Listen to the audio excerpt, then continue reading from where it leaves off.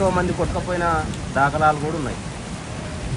ఒక 4 శిలాపరకాలు వేసిర్రు ఇక్కడ slam dam కడతామని, ఇంతవరకు కూడా ఎవరు కూడా పట్టించుకోలేదు.